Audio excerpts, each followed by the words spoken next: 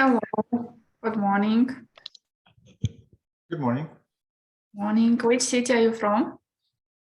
Sergey Post. Oh, okay. It's great. Nice to meet you. The first time I've met you. Nice to meet you too.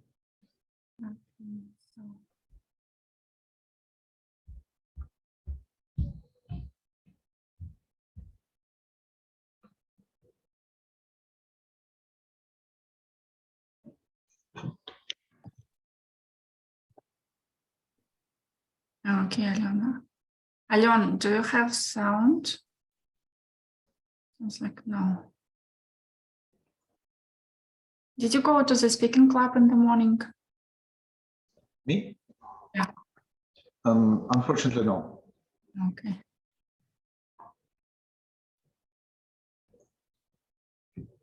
Hello. Oh, hello. How are you? Hello. I'm okay, thanks. And you? Fine, thank you. Ian, could you change the name, please? Yeah, I'm trying. Yes. Here, переименовать ее. Yeah.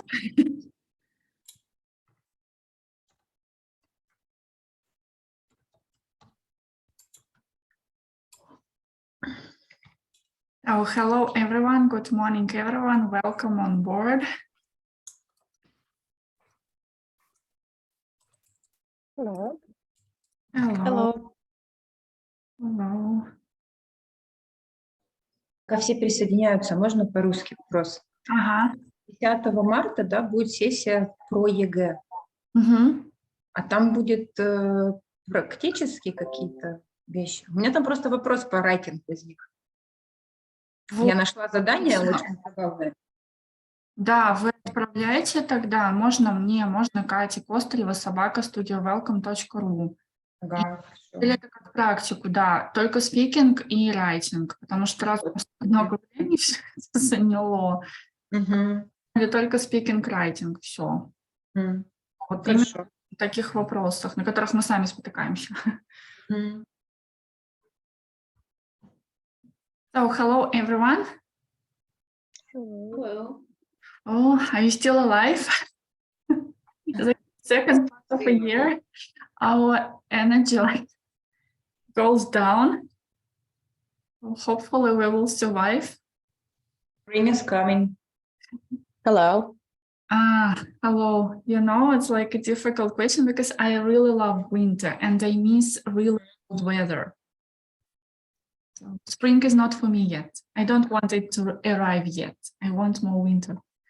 Come to us. Yes. Thanks for the invitation. I'll consider that. Okay. So then let's get started. Today, I hope you remember that we're going to speak about different methods and approaching in language teaching.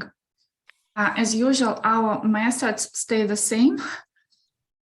Your active participation, your contributions, your comments, questions, your experience sharing is always welcome. So, can you see my screen?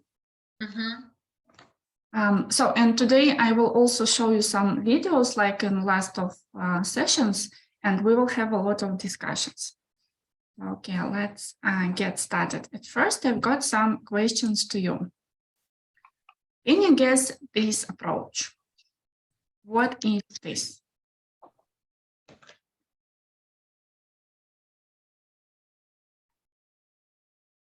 Lexical approach. Okay, any other ideas? Everyone agrees?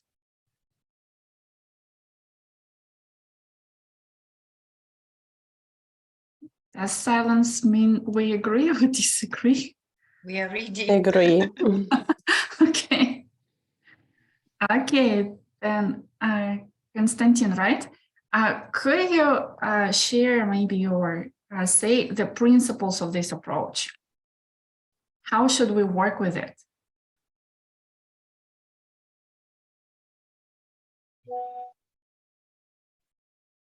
Konstantin, could you share? Because you were the one who guessed. Within lexical approach, we first of all teach lexical chunks, collocations, phrases, tailored to particular social situations. So is it only about different collocations? Is it only about idioms, fixed phrases? Could we focus on grammar while we use the lexical approach as well? I think yes.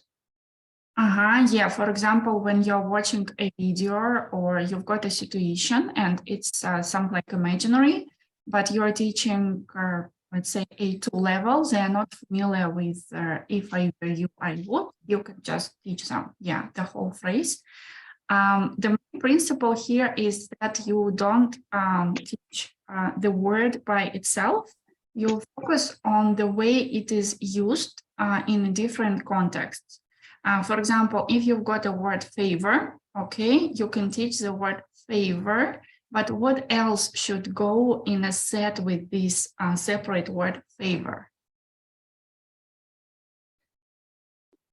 To be in favor. Anything else?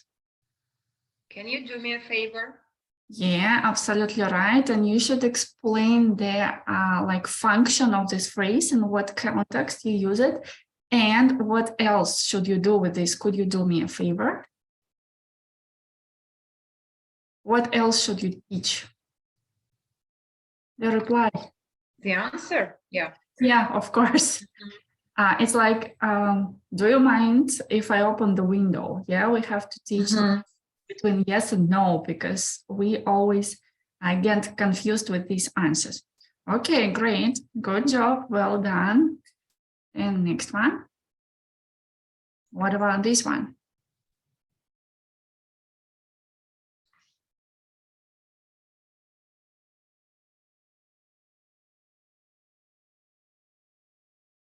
Classical approach. What do you mean by classical approach? Traditional. Okay, any other ideas? Because it's got a name. Structure, like no structure approach. Okay, any other ideas? I don't remember the name. I understand the approach, but I forgot. Okay, this one. Yeah. Okay. Now, what do you think about this approach? Can it exist in some situations and in some teaching contexts? I think, yeah, when you prepare your students for exam, maybe. But what is the main principle of this approach? Look, it says like rote learning and drilling. So you learn texts by heart. Can it be used in some situations or contexts? So only exam? Could it be applied by students in a real life somehow? Could it be useful? If you ask, it means yes. But as for learning texts by heart, I'm against, really. Yelena, could you explain why? Because a lot of teachers use it nowadays still. Actually, I was so-called victim of such approach when I was learning Spanish. The only thing I remember is the name of the text about bombero. That's all. But when I traveled to Spain, I couldn't even use any words because From the bombero. yeah. Because, it was, if I'm not mistaken, it was the topic jobs, and that's it. That's all I remember, and I even couldn't somehow identify any words and so on. So that's why I tried to use English. Yeah. Okay. What about translation? What about translating sentences or pieces of text? Could we use it in our teaching, and how could our learners benefit from that? Nobody? For translation, probably only the in the situation when they completely don't understand what is going on. And also translation probably for high levels to better understand the,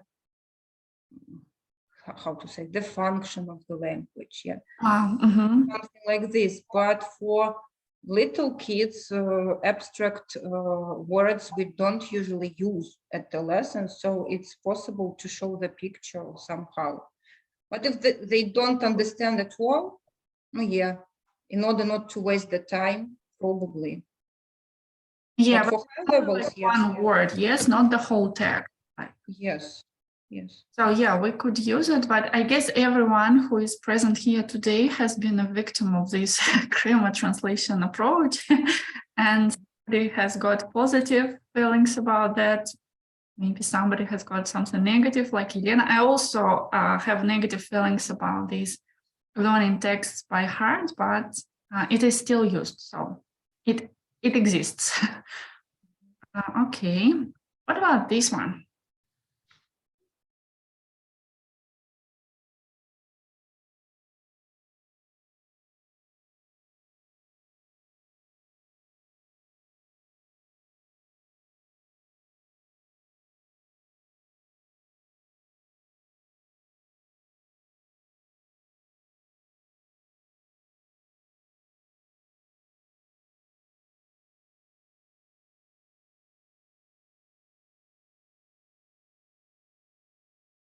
Looks something like,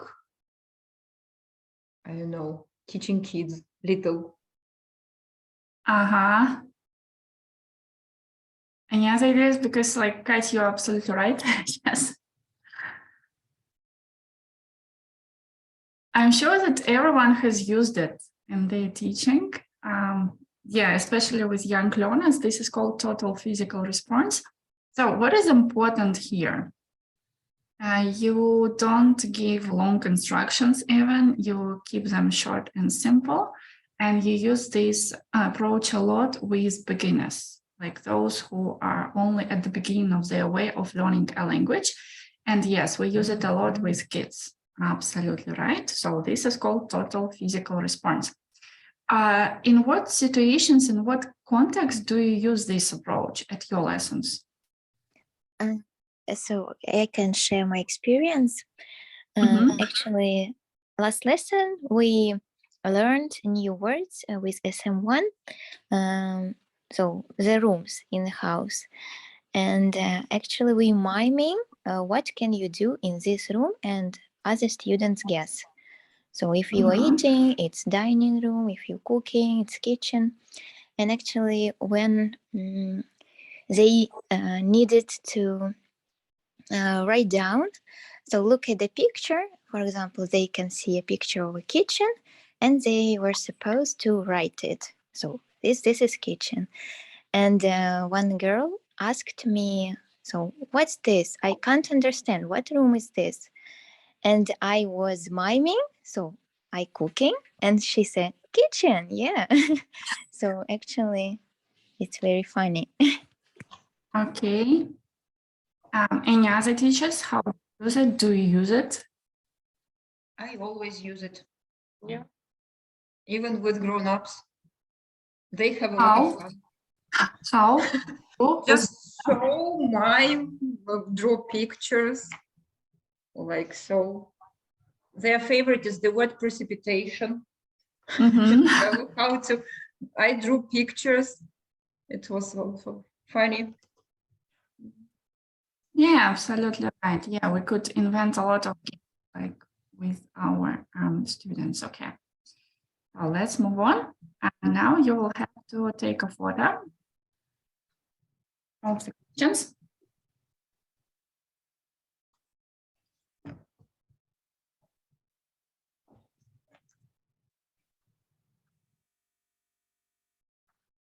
Everyone has got a photo? Okay.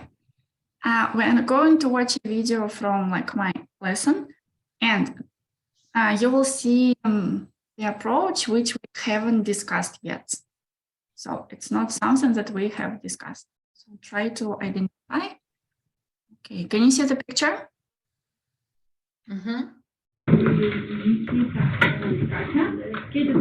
Can you hear the sound? Okay. Look through them, discuss if they're right or wrong. If you believe that there are some mistakes, correct them. And talk to each other, explain why you think it's a mistake. Okay? About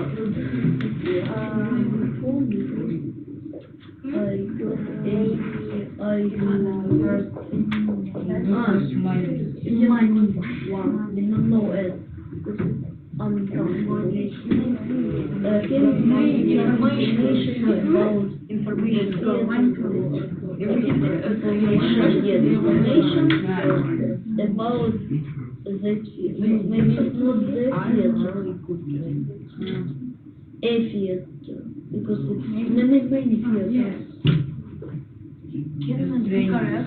The news are really good today. The news are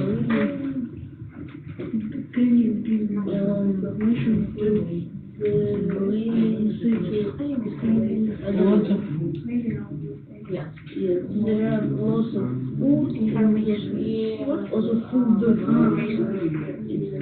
in the fridge. There are lots of rare animals in the There are lots of rare animals.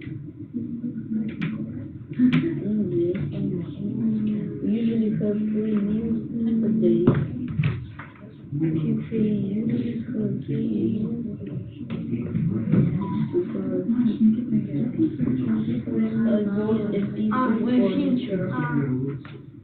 Yesterday I bought a piece of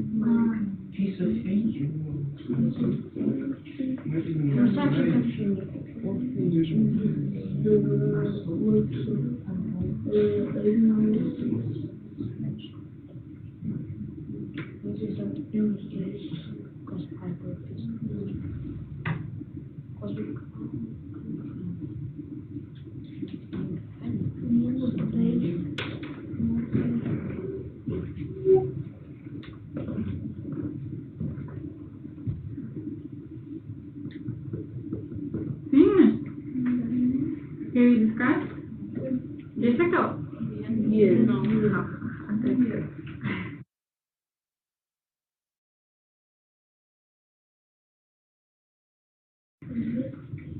So if it is difficult, it makes your brain work. If your brain works, you stay active. If you stay active, you don't die. Good? Good. Advantage, a great advantage of using the brain. I don't know.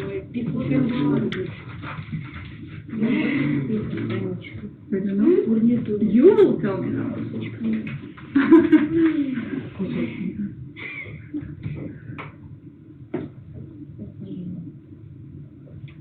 Can we check it? Let's read the first one. Yes, good. I can buy a new phone because I haven't got any money. Because we have money, it's only one can be, not new money. We can't count money. So, Nikit, what is it? Agree? Yes. That's correct. Okay. In English, can I say money are good? No. What do we say? Money is good. Money is good. Okay. Sirosh, what do you want? Okay. Can you give me some information about the treasure? Treasure? Yes.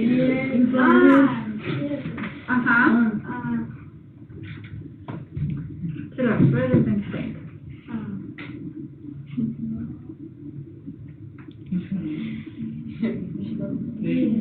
Sorry, Sirosh? Information. Information. What do you mean by information? Double N. No. Double N. Guys, don't shout if you want to Should we spell it with double S? Yes. No. In the next information. No. Information. Why? Because uncountable. Okay. Thank you. Just countable. Many information. Agree? No. Yes. Corrected. And can you say many information? Can you say many information? Maybe. Why? Much information. Why? Yeah, okay. Point number 3. Wow, how many volunteers? Should I pick up the first? Okay. The news are really good. It's correct. Everyone agrees? Yes. What? Why don't you think? Because that. What's that? Because that. Explain. Because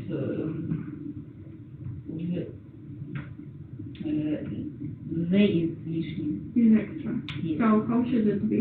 News really good. News really good today. Really. Agree? Sorry, there is okay. But it's not right. Yes, abstain. Come on. What else? It's just like Sergio is too focused on spelling today. He wants to make something double, he has a single. No, guys, come on. Think. Because news. Nikit, can you be more explicit? Because when you say because news are, we don't understand your idea. Sorry, explain. Why today it's like 2 weeks like they. Come on, Alice. Together. Nikit, explain your idea. Sorry? Because I is extra. He wants to say that news is news is really good. Everyone agrees? Yes. No. Why? Because. Why news is? Because. Who can explain why the news is? Because when you buy a news, you buy a frame. Can you buy a news? Newspaper. Yeah, but it's different. But why do we say the news is? We can't say news. We always say news, and what kind of word is it? Uncountable. Can we use are with uncountable now? No. What do we use? Make it go. You see, what helps you? Together. The news is very good.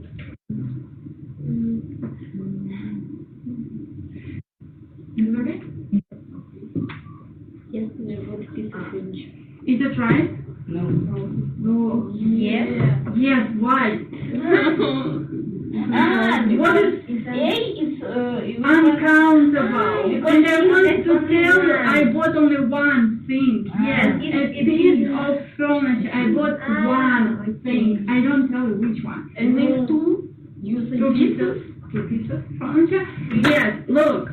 We use the structure a piece of. We use the countable or uncountable. Okay, we can say. No, I don't want to. I need to color. Look, we say a piece of furniture. What else could we use with a piece? Uncountable. A piece of cake. For example, when you've got a problem and you need somebody's help, you ask for help. Piece of help. Yes. Because advice is Uncountable. okay. What are we going to speak about now? Uncountable and countable. What? Piece of cake. Think. What can be countable and uncountable? Countable can be cake. Nouns. Count. Okay. So somebody asked me to repeat the question. Which question? What teachers asked them to do? To do what? I didn't know. To look at the board and correct the mistakes they see in the sentences. Mm-hmm. Okay. Okay, now let's go back to questions. Okay, do you remember the questions which we had? Okay, now you are going to work in breakout rooms, discuss the questions, share your ideas, and when you come back, we will discuss them together. Okay. How many people do we have to interview? Okay. Do you remember what you have to do in breakout rooms? Yeah. Discuss the questions, share your ideas, anything you want. Okay. Ready, steady, go.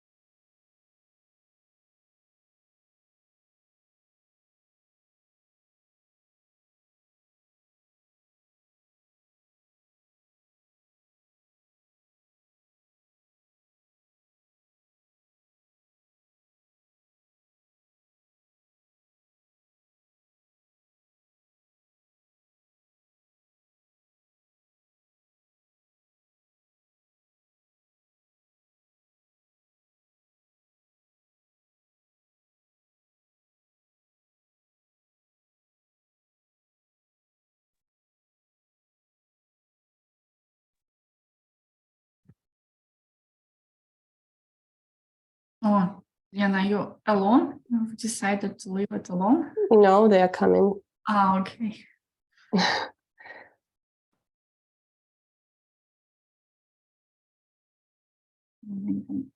Ask.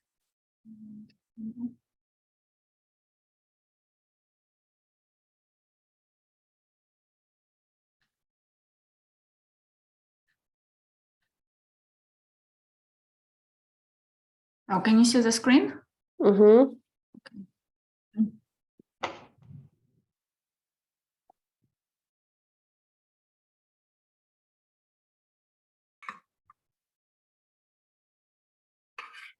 Okay, is everyone back? Mm-hmm. Haven't we lost any people? Okay. Now look, I'll show you the task which we saw. It what students saw. They had to find and correct any mistakes. It was on the board for them. Okay, now let's discuss the questions. So what about the stages? What stages have you identified? You introduced the task, then they were doing it, then you were checking, and then students formulate the rule. So like 4 stages. Mm-hmm. Do you agree? Yeah. Yeah, okay, that's what we've seen. What about the roles of the teacher and the learners? I believe the teacher was playing the role of facilitator. Yes.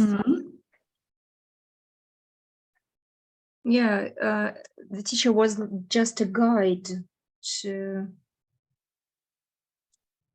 the teacher just was guiding the students and helping just in speculating about their ideas and just to go to the main aim, yes, to have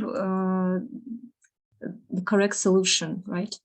Correct answers. The goal of this approach was to ask students to figure out the grammar themselves. Yeah. Was it the only goal? No, I mean one of them. Great, yes. Thank you so much. It's like a good spot. Any other goals that were followed? Like a revision of grammar learned before. Okay. What about the learners? What roles did they have? They were explorers. They were really active and autonomous. What feedback could you give to my learners? Because they asked me to ask you what you think. Some of them were really confident by naming the terms, I mean grammar terms. And they were very active. Yeah, they're great. I didn't expect to hear uncountable from the beginning, really, but it was good. Yeah. Okay, how did they feel? Quite comfortable, relaxed. Okay. What was the target? Yes, Natasha. And they also got accustomed to such tasks. How do you know that? No extra questions for you, and they just started immediately doing the task, and they were involved and engaged. Okay. What about the target language? What was it? Kind of abstract, uncountable nouns. Okay. Any other ideas? Is the question about target language? Yeah. I guess it's about quantifiers. Okay. Any other ideas? Teachers. That uncountable nouns, how we can use them with verbs. Yeah, they were countable. Actually, they give you the answer at the end. Yes. Oh, what are we going to speak about today? Countable and uncountable nouns. Okay. How was the target language presented? Was it the teacher who gave them the answer? No, they just guess. Okay. What do you think? Was it a revision or new material? I think it was a revision. No, countable nouns was revision. It was recycling. So firstly they revised, and I guess that there were some new pieces. I mean, there were some new items of new grammar, some uncountable nouns were unfamiliar. Yeah, it's like a piece of furniture, yes? Yeah. Yeah. Like mind-blowing, really. Try it with your students, a piece of furniture. What is the approach? TBL, Guided discovery. I think guided discovery. guided discovery. Okay, they've got some elements, but okay. Where's the second one? This is this one. Test, teach, test. We've only seen one part of video, one part of lesson, because it was like 75 minutes, too much. For our session, yes, it's called teach, test. Have you ever heard of this? Yes. So in the first part, you focus on introduction. How do you conduct it? So what is done in the first test stage? Who could explain? Just you've seen it, actually. You give your students a task. It's called like a test. It's not like a real test. It might be find the differences in the picture. It might be correct the mistakes, fill in the gaps, anything. You set the focus of the lesson. You show your students like the material which you are going to teach, but you are not going to give them the answer, what you are going to teach. Just in my example, it was look at the board and find and correct any mistakes. Here, you as a teacher also check how much they already know.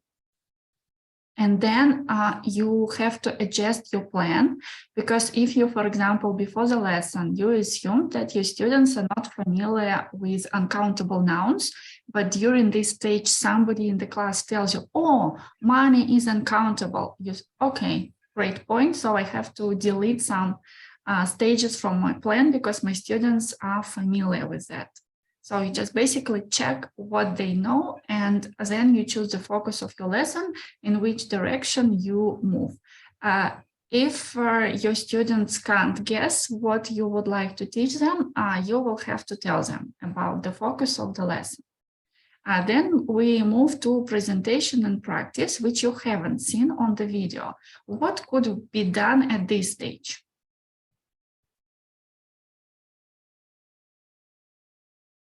It's about like controlled practice or less controlled.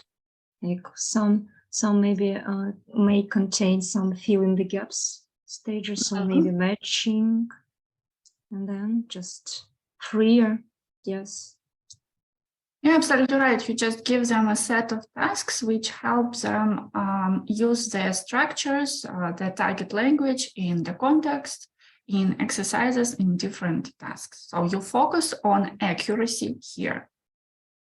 And then before that, during test stage, on the video, what was the focus on? Was it on the form, meaning, or pronunciation? What was the focus on?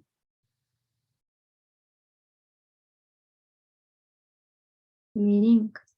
Was there any focus on the form? Countable and uncountable nouns. Maybe. Yeah, because they corrected mistakes with a verb. Yes. We don't use are with uncountable nouns. We don't use s with uncountable nouns. Okay. When you test, don't forget that meaning comes first. At first, you focus on the meaning, what it means. Then you move on to the form and pronunciation. Sometimes you can like swap the stages, because speaking about used to, some teachers can't hear, they get irritated when students say used to, like I used to. Oh my God, it just kills some teachers. That's why they prefer to focus on pronunciation first, like I used to. Oh, okay, cool. Just it takes 10 seconds and that's it. And then you move on. Then you move on to presentation and practice, controlled. You drill the form, you do a lot of different tasks which depend on the focus of your lesson, and you move on to the final test stage. What happens at the final test stage?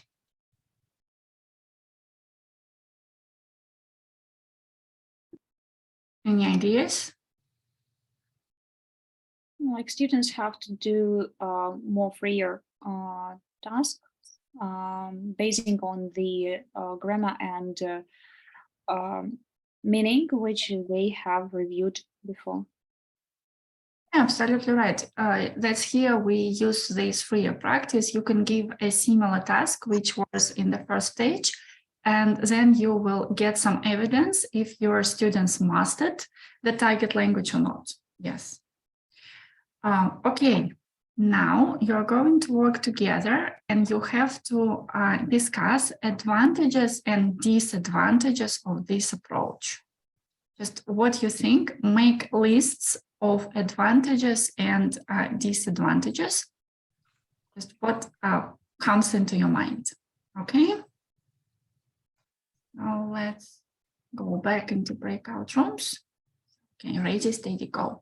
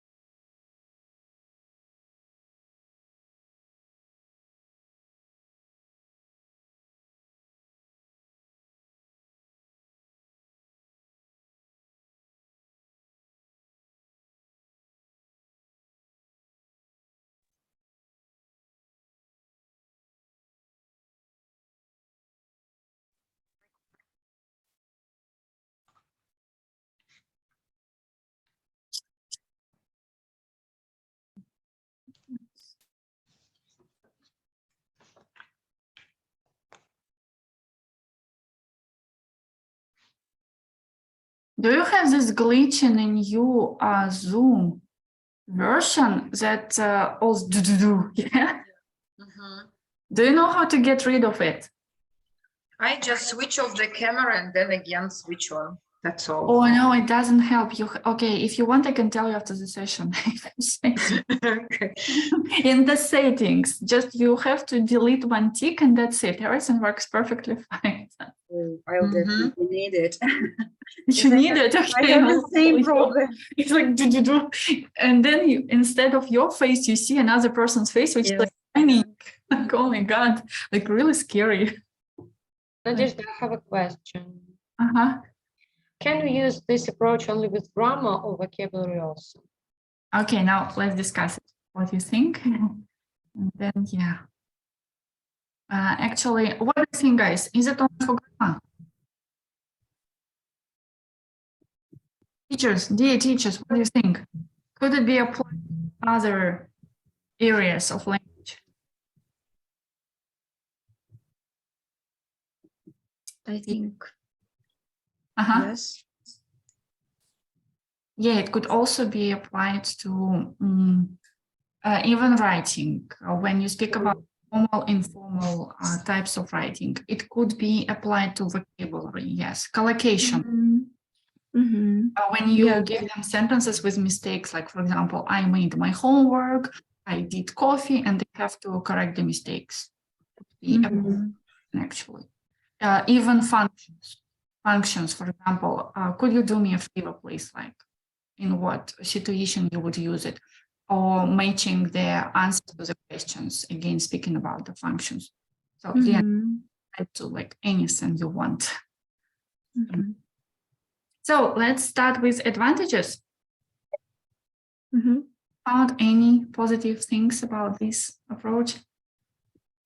Yeah, actually, they learn how to work independently. Moreover, they learn how to work with each other. So somehow communication plus just the work. Dream team, how to build the dream team. Yeah. Collaboration. Any other points? So if they use their knowledge, for example, they try to do the task based on what they have already known. So, and in future or by doing this task, they can learn their weak points. For example, some grammar rules they are not very good at, or strong points the same as well. Yeah, that's true. That's a good point. Really. Yeah. I think that they like have an opportunity to speak freely without doubting, or without like they are not afraid of being corrected by the teacher. So they can reveal all of their thoughts without interruption. And it's also, look, it's kind of, you know, game of the language game. This is TTT, test, teach, test, and we know another TTT, yes? Teachers talking time. I think this kind of TTT is a great idea to lesson TTT. Yeah, that's what I was going to say, yeah. Also, I noticed that it's kind of when the teacher is kind of a guide here, it's a good idea to make your lesson more students-fronted, right? When you just step back and students are working and maybe even kind of conduct this lesson, right? Yeah, that's true. Any other advantages? No? Okay. I can say that it's a useful approach because we can identify the specific needs of learners. But from the other hand, it's difficult for teachers to prepare this lesson. This is the problem. Do you agree that it's difficult to prepare such lessons? I don't think it's hard because you need just to understand what you're going to test, somehow find the exercise or on vocabulary, grammar, and let them do the task somehow. Give instructions correctly and control. That's it. Yeah, I guess like it might be difficult for not experienced teachers, yes, because like a lot of preparation and you have to think of the first test, which shouldn't be too overwhelming for your learners. Because if they get stuck on each mistake or each sentence, they will lose their motivation and you will be irritated as well. Because I know nothing, oh my God, and you have so much. Then yeah, it might be frustrating. Then yeah, Rais, it's like also a good point. But don't forget that when you work with young learners or teens, most of them are really curious guys.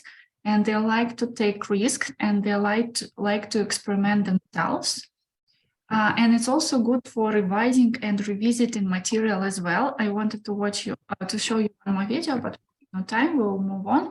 But what I usually do, if I want to check how my students worked at home, for example, and if they remember something from our previous lesson, for example, with articles, we had this one.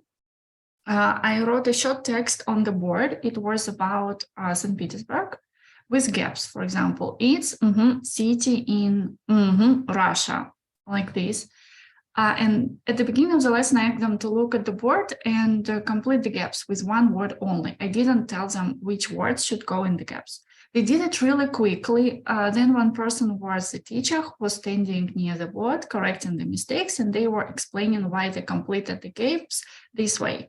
So it was a good evidence for me. Okay, we can move on. We know how to use articles. That's great. Just it takes maybe from 8 to 15 minutes. Like 15 is a maximum. Just don't extend it for a long time. So yeah, and you don't focus your time on something your students already know, so it's not boring for them, because if they remember that this is countable, this is uncountable, okay, we are not going to practice it because you are familiar with it. It's useful like for different skills. We've discussed that it's motivating, yes, and it helps them to improve their knowledge. It was, I guess it was Katya's point, yes, that they can rely on their previous knowledge and they could use it. What about disadvantages? Are there any? Have you found anything? Which one? We get that it might be time consuming. Why? Because sometimes students can get stuck with some of the gaps or some mistakes, especially if they are not familiar with the type of the task, like they have never done it before, or if it is, I guess it's not applicable for new group. Like if you didn't teach this group for some time, at least a month, maybe, firstly, you can't be aware of the grammar background, which they have, and they will be too stressed to start such an activity. Okay, especially if never worked in pairs before, yes? They only had one-to-one lessons, yeah. Yes, agree. And also I think that students should have got minimum range of vocabulary or grammar. So, or grammar, at least minimum grammar awareness, yes, before this task. Also, it's maybe not very good for low-level students, because they are not so analytically supported by their minds, right? The lack of these logical and analytical skills. And they can't put it in words. They won't be able to explain why it is right, why it is wrong. Yeah, right. So the range of vocabulary is also very high, the level of vocabulary. And also for new teachers, it could be challenging. So teacher needs practice in this approach. Yeah. Anything else to add to this? Can we use it with the Superminds 1 or 2? I think no. Don't touch yourself, don't touch them. Yes, it's like more suitable for like higher levels. By the way, what about my group? What is their level? Prepare 3 or prepare 2 or 3? Prepare 3, yes. Prepare 3, okay. Yeah. Yeah, it's time consuming. you're right, it's student-centered, absolutely right. And everything that is student-centered or focused on a student is time-consuming. All the time, it takes a lot of time, and you have to be really flexible as a teacher and reactive, because you have to like notice and hear everything that is happening around. And make sure your students will be able to deal with it before you ask them to do it. Just increase the challenge gradually. Start with something small, and then you could extend it. I have a question. Is it good approach for group of 12? Students? Yeah. Guys, what do you think? Teachers, our dear teachers. Well, why not? They can work in mini groups, or they can do the task individually and then check in mini groups. So why not? I think because, for example, if in one group there will be like strong students and weak students can be silent all this during this task, because strong students will do everything. And it will be difficult to, what do you think, for example, in group of 12, group 3, I have like 4 weak students. Yeah. As I see it, it's a good point here for less strong students to listen to their peers and learn from them. Yeah. And we could also nominate them to be teachers. For example, go to the board and just maybe do some correction. Somebody has said, and you go and, for example, cross out information. Yeah. And but in this case, and one more question. For example, I have lesson.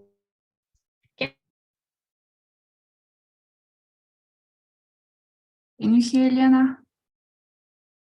No, Elena.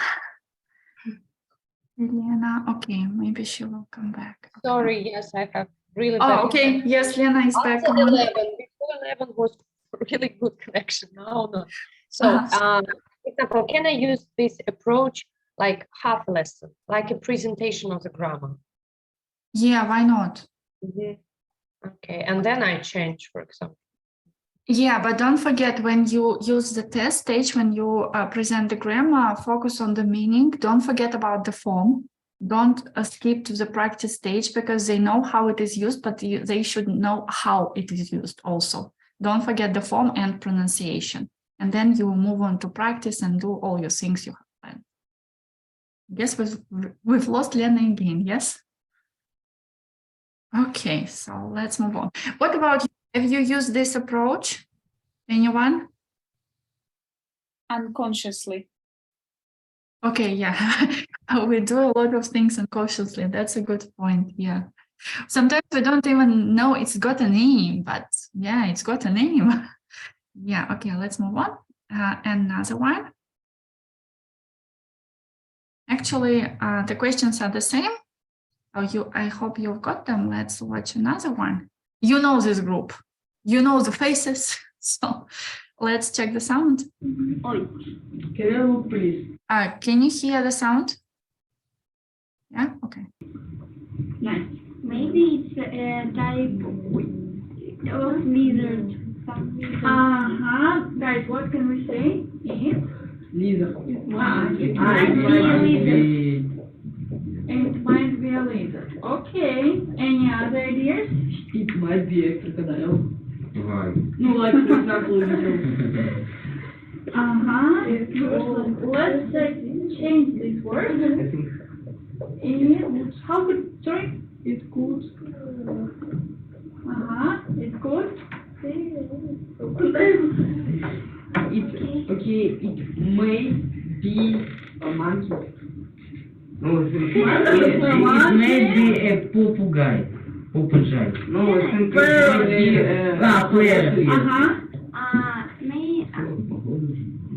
maybe it can be a pigeon. It could be. Could be. Okay, guys.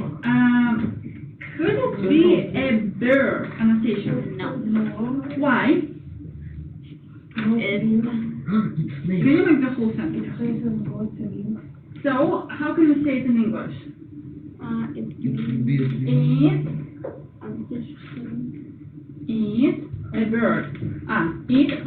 bird. It couldn't. Sorry, yes? Because? Because it hasn't got Everyone agrees that it's not a bird. Yes. It can't be a bird. Okay. So, what is around this animal? What is around it? It's water. Who thinks it's water? So, Turtle. It might be a turtle. Yep. It might be a turtle. so what type of animal could it be? Fish. Fish?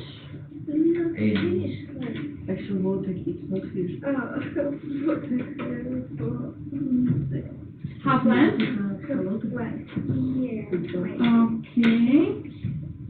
So you're not sure? Yes. Okay, let's go here.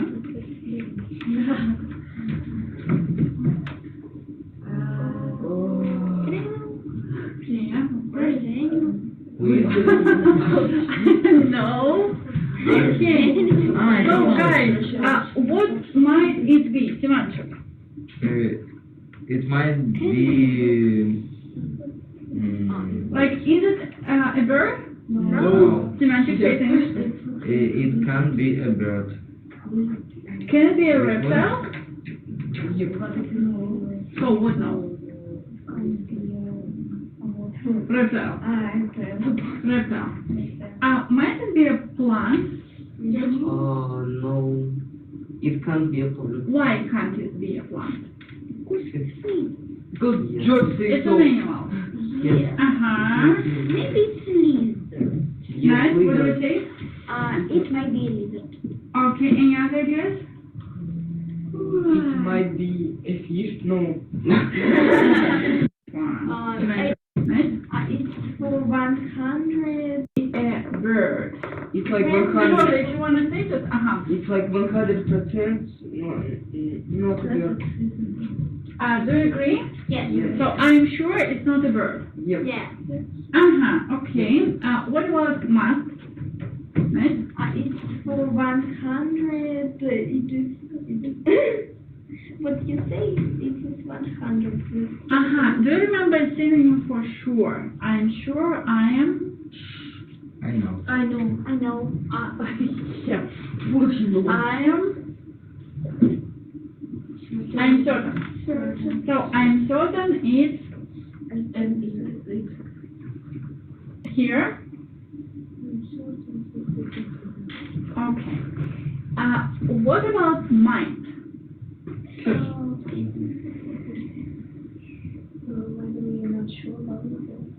Agree? Yep. And what about could, George? It could be a fish. What does it mean? Explain that. Wait, you didn't explain. Explanation. Stop. Do you want high five? Here was. Yeah. What do you It must be a crocodile. I'm sure. I'm certain. Okay, George, what about could? I think it could be the fish lives underwater. Do you understand what you need to explain? Yes. Don't stop this thinking process. Could, yes. Yes. It could be. Who can help George? Crocodile. Can help. Yes, George.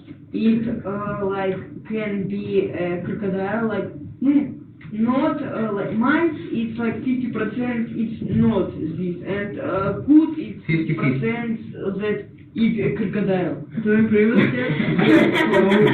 Guys, do you agree with that? 50. Okay, yeah. Could you explain? Yes, I'm not sure, but maybe.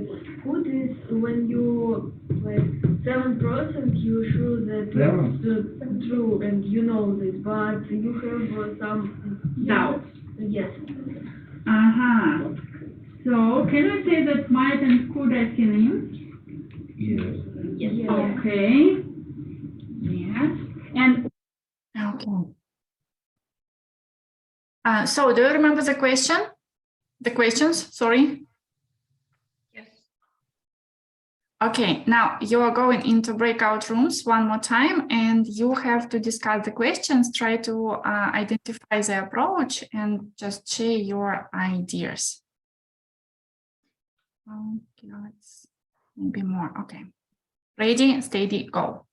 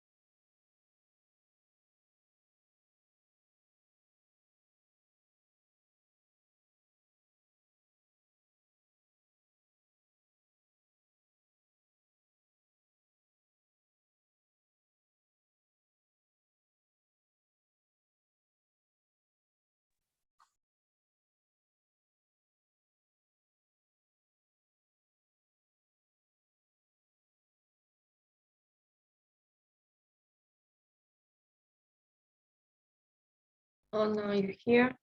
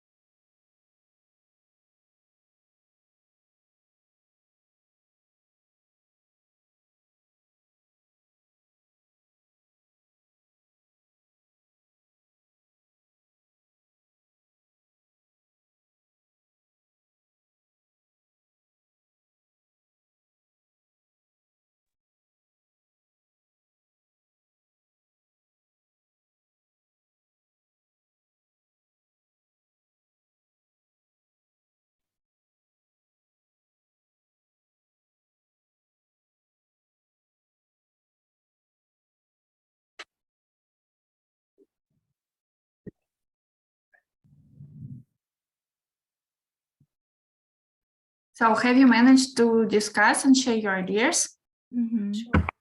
Okay. So what was this approach? I'll give another try to guided discovery. Okay, yeah. I think we all give another chance to it. Yeah, okay. So what happened during this stage of the lesson? Was it new material or a revision part? I guess they knew these modal verbs, but they have never used it before, the way to speculate. Yes. It was kind of a warm-up and brainstorming ideas, as well as to guess this unusual creature, as well as to practice, drill, yes, these modal verbs of probability a lot. Yeah, and we also focused on the form because you remember, Nadezhda, she was maybe it's, yeah, we corrected her, it might be, yeah. Oh, I'm certain it is, yeah. Yeah, also a new one for them. So target language you've identified perfectly well. What about the learners? How did they feel? Again, they were curious about this unusual creature, and they were absolutely involved and feel engaged to speak a lot and to give even silly ideas, even in Russia, like popujai. And they were absolutely, yes, again, not scared about being corrected. And they are free of thinking out of the box, why not? And you found a really unusual picture. Maybe first you showed them part of this creature, just a part, to enhance their curiosity, right?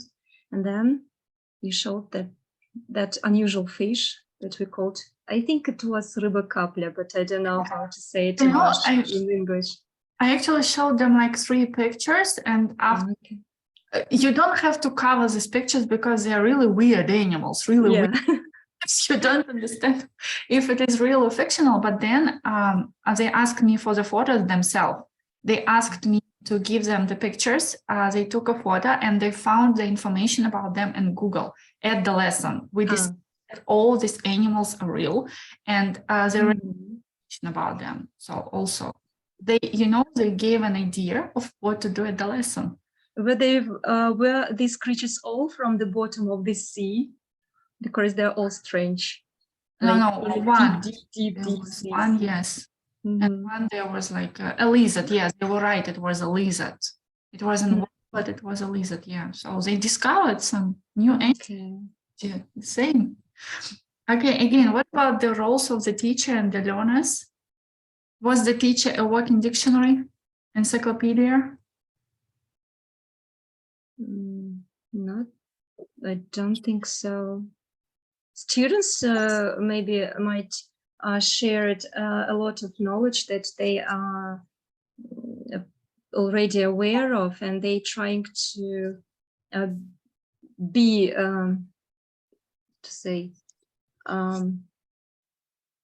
like encyclopedias, because they trying to be experts to show off, oh, I know this might not be a crocodile. Why?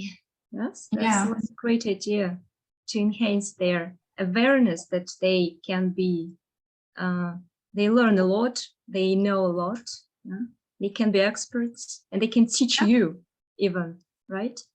Yeah, that's great. Yeah, I agree with you. Okay, yeah, guided discovery, yes. So okay, one moment, and we also came to conclusion with our group that it might be kind of preparation before reading a big text, and it's kind of, you were a very tricky teacher to drill these grammar structures, as well as to elicit some new items from this text. Might be like, is it unusual? Is it a creature? Have you ever seen it before? Maybe, yeah? Yeah. Am I right?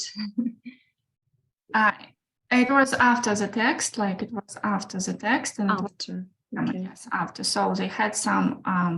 They had seen some weird animals. Yeah. Mm. Okay. Yes, you agree that it's student-centered. Yes, it's like again around the student, and you're absolutely right. Students are given a lot of chances to be exposed to the language, the structures. They analyze the language themselves. They rely on their knowledge, previous knowledge, which they have. And it's not only about the language, it could be any knowledge they take into the classroom from their schools, from outside the world. And don't forget, because again, you've seen only the focus on the meaning, don't forget to focus on the form after that as well. What at this lesson, I wrote down 4 sentences and asked them to look through them and correct the mistakes. Something like, for example, he might goes to the swimming pool, like a picture of a guy with a towel, and they have to correct the mistakes. And this way you realize if they know how to use it in the right way or not. If not, you teach them. If everything is fine and they correct the mistake themselves and they explain, they teach each other, good job, you move on and you move in to your practice. It might be controlled practice or freer practice. It depends again on your aims and on the students. If you feel that, oh, fantastic, they've completed all the tasks perfectly well, okay, we might move on to freer practice. Work together, they get a lot of opportunities to speak. It's critical thinking, but again, if you place them in pairs, you have to teach them how to work in pairs before you start implementing guided discovery or test each test. Not used to working together, it might be a failure. Because if they have never done it before and you're asking too much from them, okay, don't overload yourself and your students. And also, what is the main advantage of guided discovery? Is that it's memorable and meaningful if you have discovered it yourself. Remember it much better. You can repeat the same thing like 20 times, but they still forget it. And speaking about like teenagers, they always remember things which are interesting for them. Remember like generous, which you've repeated thousands of times with them, but they will remember some bad words which they heard only once. Like it's how their memories work. They pick up the language which interests them. And again, you are not a working encyclopedia here. You're a facilitator, like you have already mentioned before, in test, teach, test, and you guide them. You only ask some leading questions, and you sometimes like push them slightly towards the right answers. But it is actually seen as students do all the job. And students feel that oh my God, I'm so smart, I'm so clever, I know it all. Just really motivating because you've done everything yourself. Only teachers notice that there has been a lot of work, a lot of effort inside it from the teacher's side, but students see it in a different way, which is really good. And yeah, somebody has said that it promotes learner autonomy. Yeah, because you give them the tools how to work with the language, and they could apply all this knowledge outside the classroom. So when they leave your classroom, they could learn something by themselves. What about disadvantages of guided discovery? Are there any?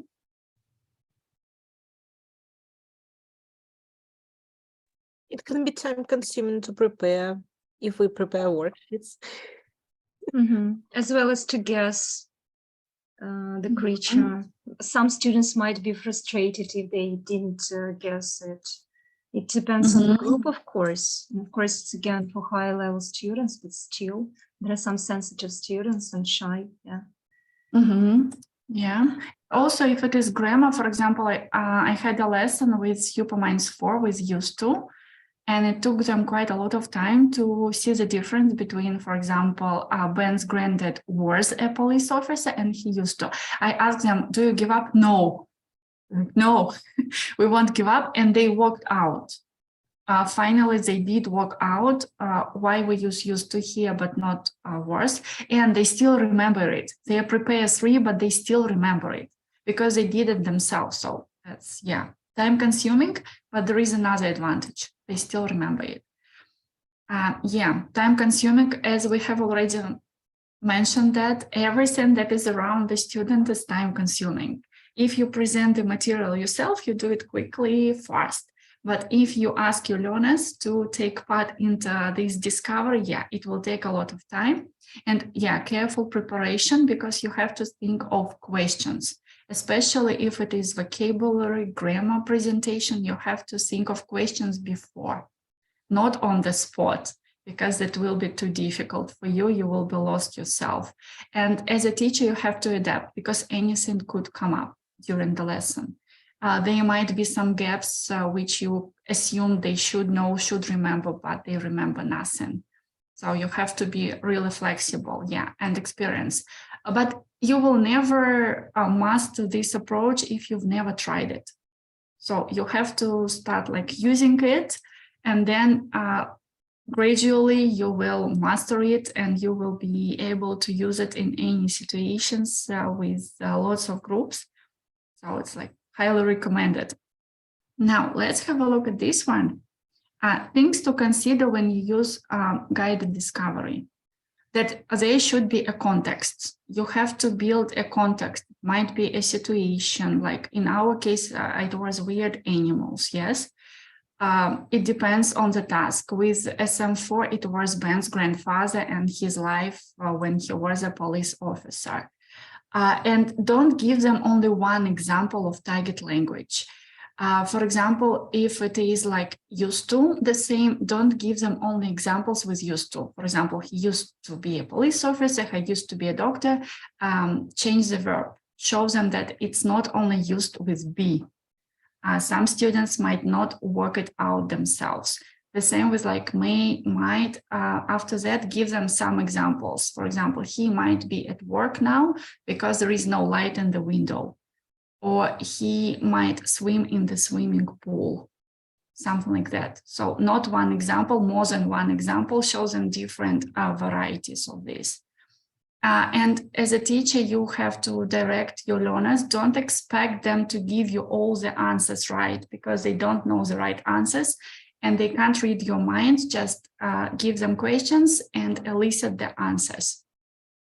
Do you understand independent discovery versus assisted discovery? What is the difference between them? It's kind of when they reveal their ideas by themselves. And assisted when teachers feel they need some teacher's assistance and their lack of vocabulary knowledge. Yeah, that's true. So assistant, there is an assistant to teacher. What kind of discovery is usually used at the lesson? Assisted. Yeah, because we are there. We are there to ease their way. Yes, okay. And don't forget, if you use a context, you focus on the meaning first. Then don't ignore the form and pronunciation. So stages by stages, just move between them. Okay, now let's have a look at this approach. Nadezhda, can I ask a question? Yeah. The difference, because they seem to be similar, yes? I mean, the guided discovery approach and the TTT approach. And what is the great difference between them? That we test the students in TTT approach, but in guided discovery, we don't give them any task for test. Yeah, test each test. Yes, at first you test what they know, you check what they know, and then you adapt your plan on the fly. And in guided discovery, you explain, like you present the new material from the start with their help or with your help. It's like you see. Yeah. In test, you always test what they know before. Just in guided, it happens automatically because you can't escape this. It will happen, but it's not your main idea. Your main idea is to teach. With their help. Thank you. So what about this one?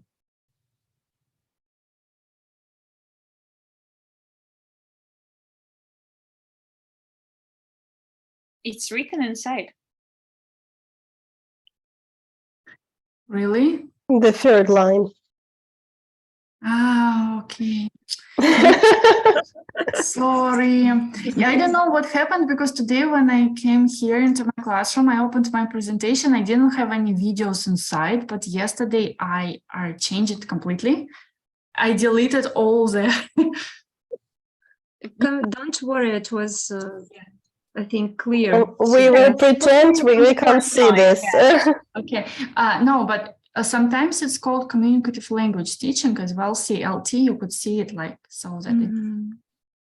but yeah, because everyone claims that they are using this approach when they teach, but unfortunately, not many teachers understand what it means. And basically, there is no right answer what it is, because as you can see, this approach involves a lot of other approaches inside. Yeah. So you use the lexical approach, but still it's your communicative approach. You use test, teach, test, guided discovery. Sometimes we have to rely on grammar translation. We use TPR inside our lessons. So it's not only about communication. Yes, we also deal with grammar, because a lot of people believe it's the communicative approach, so it means no grammar. Nope. We do deal with grammar, and we do it a lot. Writing, yes, we do writing tasks a lot. And what is really important in the communicative approach? Yes, you communicate. How you do it? You do a task, and then you ask your students to work in pairs or groups. What for? Why do you place? For example, they finish a task, fill in the gaps. You ask them to work in pairs. What for? To speak. To practice. Use it in To develop autonomy. What is the main aim? To communicate. And to compare their answers, yes? Peer correction, yeah. Yeah, peer correction, peer teaching. That's what is implied by communicative approach. You communicate, but you communicate about anything that is inside the lesson. We do grammar, okay, work together in pairs, compare your answers, teach each other. You do a reading task, work together, compare your answers, find the proof, talk, use the new language, the target language inside during this work. So that's all about communicative approach, because a lot of people think that, no, grammar is not there. Grammar is there. It is really there. We can't live without it, especially those who teach adults. You know how they love grammar. I love this request. Don't teach us grammar, teach us speak. Yes. Yeah, that's that's a good point about this one. Okay. Do you have any questions about today's workshop? Any ideas? Anything to share? Well, do you think it's effective to use only one approach, or is it better to mix them inside one lesson, I mean? As you've seen, I mix them. I started with Prepare For, I started with guided discovery, then there was test, then there was teach, test, and yes. Okay, thank you, got it. But it depends on you, don't focus too much on how things are called actually, because you know how it works. If you would like to try something new, yes, it's great. I always encourage people to experiment, because you will never know if you fail or if you succeed unless you try. So you have to try, but be careful with it, because you have to teach your learners how to do it, how to work with a new approach or method. So you transfer the message to them. Yeah, nice. Thanks. That was really fascinating and enjoyable, but still, maybe you have some good links on videos with examples of TTT and guided discovery, maybe part of lessons from experienced teachers, or, good channels to learn from. Theory is good, but practice is better. You could also find a lot of videos on YouTube. There are even videos from Palmer and Scott Thornberry. They tried Dogma, and you can read the comments, and all of them were successful. and they really say themselves, or it didn't work, like for some reasons. Lessons are failures, some are success. It's not the fault of the teacher, like it might be the group, because they work with different nationalities as well. And in some nationalities, if you would like to like elicit the answers from the students, they will sit really quietly because it's not used to. We're lucky, we've got like here one nationality, and they're your kids, and the way you teach them, the way they react, and they will be responsive. If you show them this example, they will show it back. They will like pay the same way. So you could find a lot of them, even from Delta trainees. Sometimes they post their videos online, and they even reflect on their lessons. Okay, thanks. Awkward. Because there is no like ideal lesson, we know that. Yeah. What works with like my prepare for might not work, for example, with your prepare. Yeah, sure. Thanks. So, yeah. I have the last question. So I didn't join from the very beginning. Maybe you discussed we guessed the approach, like task-based approach. So did we? Nope. Nope. So will it be in the maybe like a prequel for the next? Would you like to speak about task-based? Yes. Or? Have you heard of Dictogloss? Anyone, have you ever used Dictogloss? I've heard, but I don't remember clearly. Okay. Because I also had this idea. It's impossible like to fit everything in one session. Like, yeah, we have to. So if you want, we could speak about it like next time, like TBL and Dictogloss. It would be interesting. So are you ready to use any of the approaches in the nearest future with your groups? Which ones? Guided discovery, test, teach, test? Teach, test. Interesting. Guided. Yeah, Nadezhda, can I ask also again about teach, test, teach? So as far as I've understood, there was like, can we say that it was a communicative aim that we ask students to find a mistake? Yeah. Will it be like, okay. Yeah, might be, yeah. Okay, any other questions? Yes, Nadezhda, I have a question. In Superminds, one workbook, page, I don't remember the page, but there is a poem, and in the poem there is no is and articles. Is it's intentional, or we should correct like the mistake, or in the poems there are no rules for grammar? Where is it? Which page is it? Which poem is it? Сейчас. Так. Which page? Okay. 80. It's about clothes. 80. 84, I think. Chant after the vocabulary relaxes, like jeans and. Okay, Victoria, if you want, we could discuss it. Victoria, we will discuss it after the session. Okay, we can stay together and we will look at it. Okay. Any other questions? Yes, Nat, could you please like clarify when speaking about your first example with TTT, you asked students to look at the sentences on the board and correct the mistakes. How students had to correct them? Just orally and just taking notes, or they, what was? It was their choice. Some of them were writing, some of them were like, you remember the guy, Ali, he was like, yes, yes, I noticed some of them were writing. So yeah, that's why I'm asking. So it's not really necessary. It's like a quick task just to start the lesson, right? Yeah, I didn't want them to copy everything like it would. Yeah, they would just. And then to expand this topic faster, right? Yeah. Okay, thanks. So any other comments? Questions now?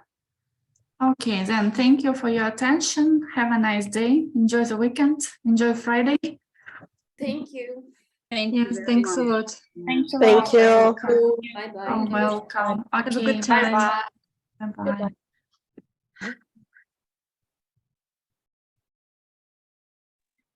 The page 88, workbook SM1. Now I'm curious. I will listen. This red t-shirt, these blue trousers, these black shoes, and these blue socks. Let's put them all in this box. And what is the question? Read the poem and color the pictures. But this is a red t-shirt and no articles. It's demonstrative. You show. Show. Yes, you take a t-shirt and you say this red t-shirt. Yes, Nad? Wait, I have just found the book. Page 88 in workbook. Workbook? Yes. Workbook. Nad, I can demonstrate if you want. Yeah, okay. Allow me. Let me, please.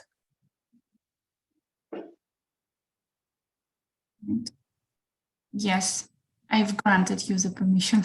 Thank you. So this one.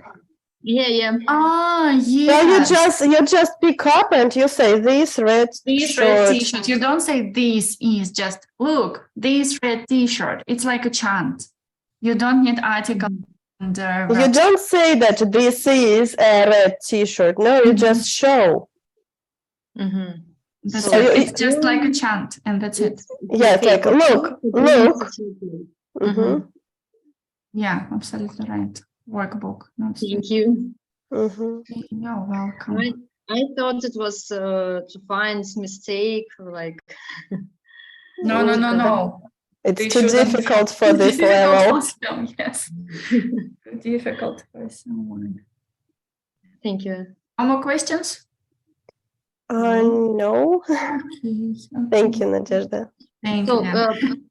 Write a poem, the next assignment, so we don't have to insist on the verb to be and articles also, like this one. No, Yes. and you'd better do it together with your student in class. But it's a homework. But it's challenging. Well, if we understand this and these, they do it without any problems. But if they are weak, one-to-one lesson, there is one-to-one lesson. You might do one example in class, like, for example, ask your student cards, like 4, for example, and write a poem, write a chant about these ones. And then in the workbook, he will do it home alone. Give him a model, because you've got one-to-one lesson, you are more flexible. Thank you. Okay, so have a good day then. You too. Bye-bye. Bye-bye. Thank you a lot. Okay, bye-bye.